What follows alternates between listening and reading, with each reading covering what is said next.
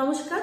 আজকে একটা বিশেষ দিন, মাদার্স ডে মানে মাতৃদিবস। তো আজকের এই মাতৃদিবস আমি সেভাবে মাতৃদিবস নিয়ে কখনো ভিডিও বানাই না, কারণ মাতৃদিবস বলে আলাদা কোনো দিন হয় এটা আমি আগে মানতাম না। কিন্তু আজ কিছু অনুভূতি তোমাদের সঙ্গে শেয়ার করার জন্যই আজকে এই ভিডিওটা বানানো। মানে আজকে খুব ইচ্ছে করছে মা সম্পর্কে কিছু কথা বলি, আমার মা সম্পর্কে মেনলি বলি কথা। শুধু যে তোমাদের সঙ্গে অনুভূতিগুলো শেয়ার করবো সেটা নয়, সেই সঙ্গে কিছু স্বীকারোক্তিও আছে যেগুলো আমি কোনোদিনও হয়তো কখনো স্বীকার করতে পারিনি। আজকে মনে হচ্ছে চলো সেটা তোমাদের মারফত শেয়ার করি। এখন যেমন কি বলতো, এই মাদার্স ডেটা একটা মানে এমন দিন হয়ে গেছে, সমস্ত বাচ্চারাই তার মাকে একটা উইশ করছে, যেমন করে একটা পালন করছে, সেলিব্রেট করছে। কিন্তু সত্যি কথা বলতে কি, আমাদের সময় এটা ছিল না। আর এখনো পর্যন্ত, আজ পর্যন্ত আমি সাহস করে মানে কি বলবো, একটা ভীষণ আনকমফোর্টেবল ফিল হয়। কখনো মাকে বলতে পারিনি যে মা তোমাকে আমি খুব ভালোবাসি। এই কথাটা অনেকবার ভেবেছি যে এবারে মাকে বলবো, ফোন করে বলবো মা আজকে mother's day, happy Mother's day, তখন যেমন বাচ্চারা বলে। তো আমি বহুবার চেষ্টা করি, আমার মুখ থেকে কখনো বেরোয় না, আমি পারি না বলতে। আর মাকে এটা বলতেও পারি না যে মা কতটা তোমাকে ভালোবাসি। কিন্তু আজ বলছি মাকে আমি প্রচুর ভালোবাসি। তবে এই যে বললাম না স্বীকারোক্তিটা হচ্ছে এটা যে একটা টাইমে না, মানে আমি বলবো সবার জন্য, কেউ হয়তো স্বীকার করে একটা সময় আমাদের মায়েরা সত্যি বড় শত্রু হয়ে যায়। সেটা আমার সঙ্গেও হয়েছিল যখন আমি স্কুলে পড়তাম। তো সব থেকে যেন মনে হচ্ছিল একটা সময় মাই যেন শত্রু, সব থেকে বড় শত্রু মা, মায়ের থেকে বড় শত্রু কেউ হয় না।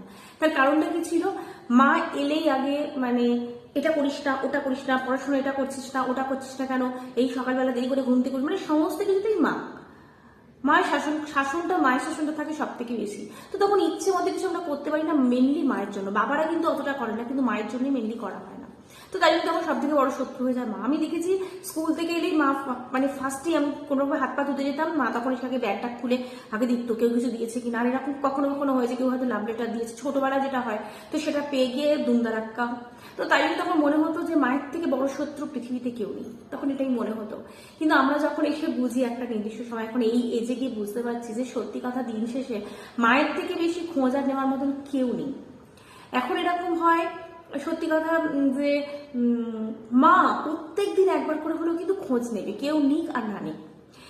এবার সত্যি কথা বলতে কি, আমি কিছুদিন আগে পর্যন্ত আমি এতটা বুঝতাম না। মাস দিনের আগে আমার মায়ের একটা অ্যাক্সিডেন্ট হয়। আর তারপর থেকে যাই এই ব্যাপারটা মানে মা জীবনে কতটা ইম্পর্টেন্স আমি যেন অনেকটা বেশিভাবে বুঝে গেছি। কারণ মা যখন ফোন করতো না, তখন মাঝে মাঝে খুব বিরক্ত হয়ে যেতাম। যে বিরক্ত হয়ে যেতাম বলবো না ঠিক, মানে তুমি এখন ফোন রাখো, আমার ছেলেকে এই করতে হবে, ছেলে পড়া আছে, ছেলের মানে টিউশন আছে, ছেলেকে রান্না করছি, মানে এরকম বলে তখন বলতো তখন রেখে দাও। কিন্তু যেদিন হঠাৎ করে মায়ের অ্যাক্সিডেন্ট হলো, হঠাৎ করে মায়ের অ্যাক্সিডেন্টটা এতটা বড় হয়েছিল, মা পড়ে যায় বাইক থেকে, ছোট করে তোমাদের সঙ্গে একটু শেয়ার করি। এবং মায়ের ব্রেন হ্যামারেজ হয়, আর এই বোনটা ভেঙে যায়, পায়ের হাঁটু ভেঙে যায়, একসঙ্গে অনেক কিছু হয়েছিল। তো ভাবতে পারছি সবসময় মনে হতো মাকে ফিরে পাবো তো, প্রত্যেকটা দিন মনে হতো। কালকেও মা ফোন করেছিল, মানে এরকম আর কি। তখন মনে হচ্ছে যেদিন অ্যাক্সিডেন্টটা হয়েছে তার আগের দিনও মা আমাকে ফোন করেছিল। তারপরের দিন থেকে মায়ের যখন ফোনটা পেতাম না, তখন মনে হতো কেন মা ফোন করছে না। এই একটা সময় যেখানে মা ফোন করতো, তখন হয়তো বলতাম তুমি এখন রাখো, আমার এখন ঘুম পাচ্ছে, বা এরকম কিছু একটা বলে দিতাম, পরে ফোন করতাম আমার সময় মতো। কখনো কখনো দুদিন হয়তো ফোন হয়নি, কিন্তু তারপর থেকে মনে হয় যে সত্যি দিন শেষে খোঁজ নেওয়ার মতো কেউ থাকে না। মায়েরই ভালোবাসা হয় নিঃস্বার্থ। একমাত্র যদি কারো ভালোবাসা নিঃস্বার্থ হয়ে থাকে সেটা হচ্ছে মা। আমরা সন্তানদেরকে সব থেকে বেশি ভালোবাসা একটা মাই। তো সন্তানদের কাছে মা অতটা ইম্পর্টেন্ট হয় না, বোঝে একটা সময়, একটা এজের পরে গিয়ে বোঝে সন্তানরাও যে মায়ের ছাড়া কেউ আপন হয় না। আর মায়ের কাছে কিন্তু সব সময় তার ইম্পর্টেন্স থাকে তার সন্তান। তার থেকে বড় কিছু আমার হাজবেন্ড, তার বাবা মা সবকিছুর উপর থাকে তার সন্তান। তার জন্য সে নিঃস্বার্থভাবে সবকিছু করতে পারে। তো মায়ের এই অ্যাক্সিডেন্টটার পর মাকে বুঝতে পেরেছি যে এখনো মায়ের শরীর খারাপ, মা ভালো করে কথা বলতে পারতো না, কথা বললে মায়ের মাথার যন্ত্রণা হতো, তাও সে একটু হলেও খোঁজ নিত। তো কি বলবো, আজ এসে বুঝতে পারছি যে মায়ের বিকল্প হয় না। আমি জাস্ট আমার এক্সপিরিয়েন্সটা তোমাদের সঙ্গে একটু শেয়ার করলাম, কদিন ধরে কি চলছিল।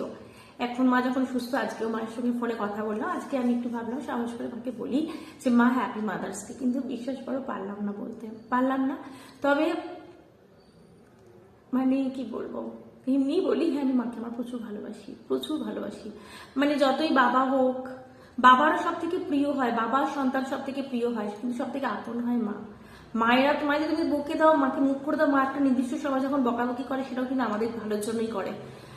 আমাদের ভালোর জন্যই মায়েরা তখন বকাবকিগুলো, সেই শাসনটা যদি না করতো তাহলে হয়তো আমরা কখনো মানুষ হতে পারবো না। মায়ের শাসন থাকে বলেই একটা সন্তান মানুষ হয়, মায়ের শাসন যেখানে না থাকে সে সন্তান কখনো মানুষ হতে পারে না। তো সেটা কি আজ রিয়ালাইজ করি। আর আবারও বলবো, love you mom, happy Mother's Day, thank you.